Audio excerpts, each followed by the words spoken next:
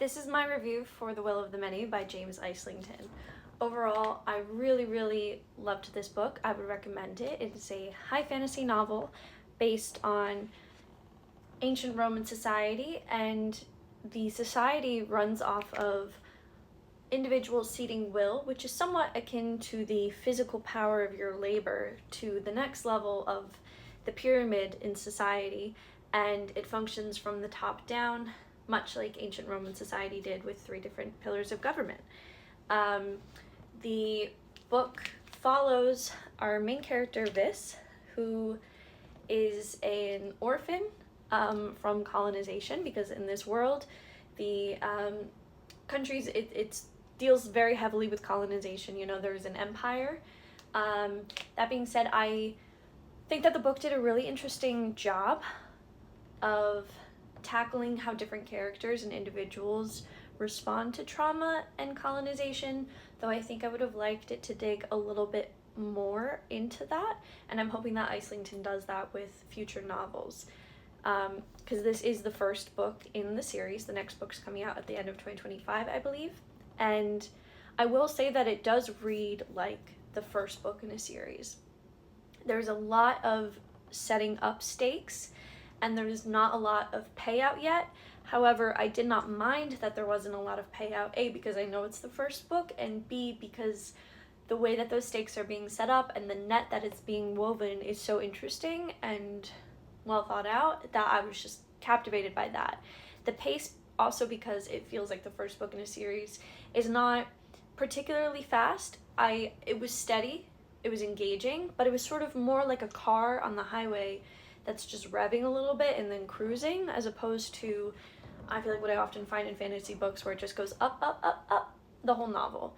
But again, I didn't mind that because the world that is being built is so fascinating. I think Islington did a fantastic job with the world building and the magic system in the novel, because he builds this very expansive magic system around Will, but without giving us a lot of details. And the way he does this is so interesting because he will talk about all of these different elements of Will that are being covered in Vis's education, but we never get a lot of those details.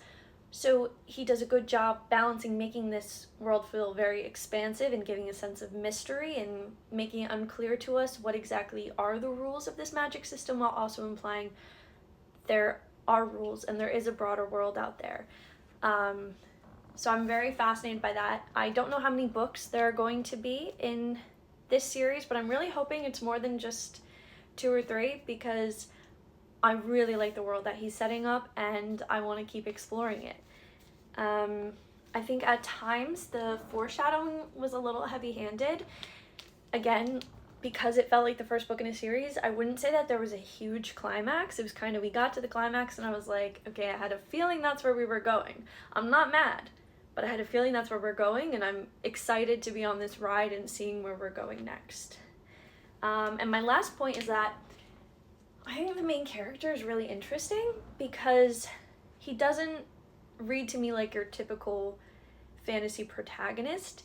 He's a little bit OP, honestly. There's not a lot of times where I am genuinely stressed for him. He gets into sticky situations, but I'm always like, yeah, he's gonna make it work. And I think that's really interesting that it feels like the other characters have much higher stakes than him right now, beyond his big struggle.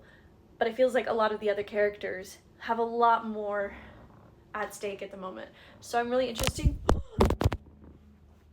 Sorry. I'm really interested to see how Iceling continues to play on our expectations with that and changes it up and maybe surprises us. Yeah, those are all my notes. I really love it. I recommend it, and I'm super excited to read the next book.